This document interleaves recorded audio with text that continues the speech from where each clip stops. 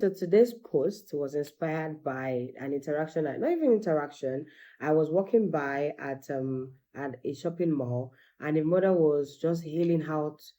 I think the child had done something. I was just talking at the child, and then she goes, amusement park, key you there. I think the child was whining that she wanted to go to amusement park or something. And then he dawned on me that the quality of conversations most parents have with their children are not high enough, and this actually has a very strong impact on the intellectual level of your child. Welcome to Learning with Mrs. O, and today the topic says meaningful conversation, its impact on your child's development.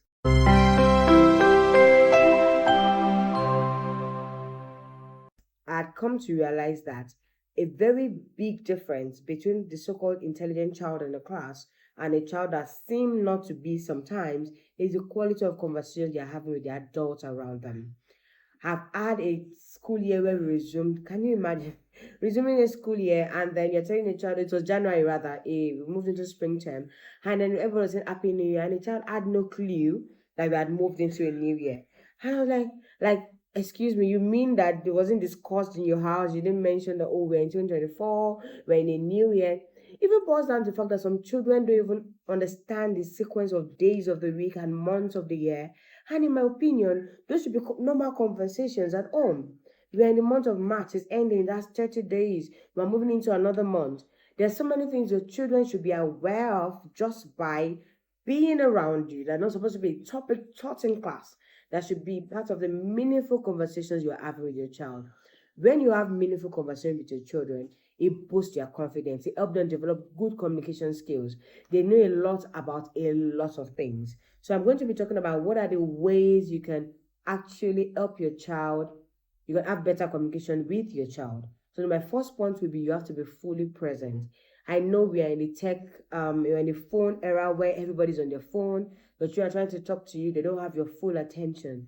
You have to make it a conscious habit that once my child is talking to me, I drop my phone. Or you simply tell them, excuse me, please give me 5 minutes. I need to answer to something, then I'm going to come back to you. When you're watching TV, learn to pause your TV when your child is trying to have a conversation with you. Make eye contact with them. Give them nods. Just the way when you're talking with your spouse or with your friend, you want their body language to show that they're listening to you. The same way with children. When we're talking to them or having discussions with them, they want to know that they are being listened to. Your body language, respond to them accordingly. Another very important way to have very good communication with your children is to always ask open-ended questions. So what is the difference? So for example, your child comes back from school and you say, did you have a good day? The answer to that question is yes or no. That is a close-ended question. If you ask your child, oh, what did you eat in school? I ate rice. It has one answer. So that's an open-ended question. That's not going to lead to a conversation. But if you ask questions like, oh, what was the best part of your day today? What subject did you enjoy in class today? What good thing did you do today? What made you happy about your day today? That leads to conversation. Oh, we had science today, and then my daughter started talking about, oh, we are learning about light, and then the conversation goes on and on. And even when they are talking about what they know, you are adding details to what you're adding more details to what they already know.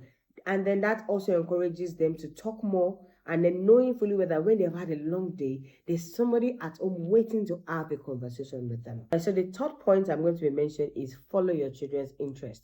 When it comes to conversation, you could even do well to read up. If your child has an obsession with dinosaurs, for example, read up about dinosaurs.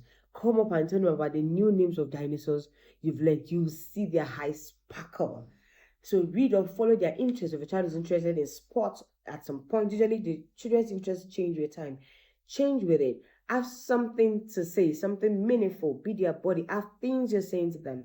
Whatever you want them to learn, they will be more willing and receptive to you when you're also receptive to whatever they have to say. If they bring up random things, show enthusiasm, even if you really I'm not interested, but like just a really, I know we teachers are used to give a lot of wow, even when you're here, like, what does that even mean?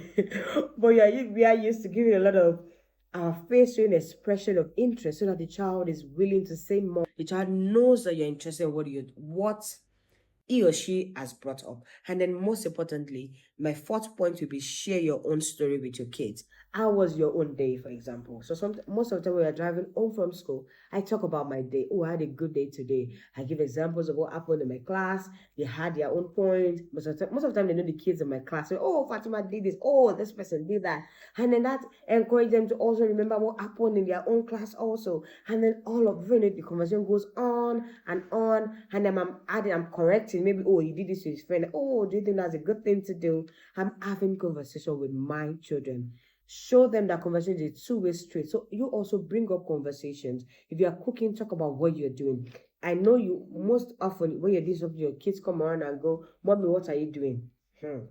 Don't be the typical Nigerian mom that goes, "Please, please, you are disturbing me," or "Please, please, come back." I know we could all be guilty of that sometimes, but make it a conscious effort to talk about what you're doing. Oh, I'm trying to make pancake. Do you want to join me? Oh, I want to make a goosey soup. Or, oh, I'm reading up on this. Or, oh, I'm trying to submit a form. And they go, what is the form? You break it down to their level. They're learning new things. Just yesterday, I don't know what brought up the word Eskimo. Okay, my son was behaving in a particular way. I said, why are you dressed like an Eskimo? He wore different layers of clothes. And then he goes, was an Eskimo. Whoa, that was an opportunity to learn. I brought out my phone. We Googled what an Eskimo was together. I saw the pictures.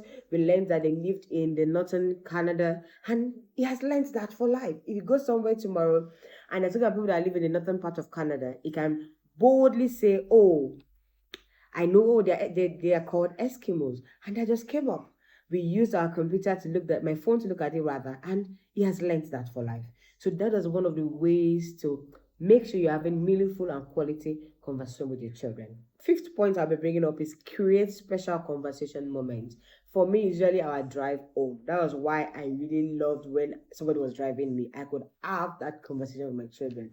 I could ask questions, open-ended questions, and they know they are aware that once we're driving, we are talking about our day. I'm bringing up, maybe I learned something in my Bible. I'm bringing up the story, even when we're driving to school in the morning and when we are coming back. Bedtime is also a good time to come up with conversations. If you read a story, whether from the Bible or just a normal story, you are linking it to things like information you think your children should know about. What's going on in the world? We're learning about the continent. I'm mentioning the continent of this. Something I don't know. And both of us searching the search. Thank God there's Google now. You can literally ask for anything, and then both of you are learning together. You can also try the question of the day. There should be a question for the day. Oh, if you could have a superpower, what would it be? If mommy could do anything better, what could it be? If you could have the best food in the world, what do you think it should be made of? Those things sparks their imaginations. It brings up open-ended. So your goal is to have conversation that doesn't end, that leads to them thinking, leads to them using their imagination. So don't be in a hurry to go through life. Have meaningful conversation with your children and you'll be thankful that you did.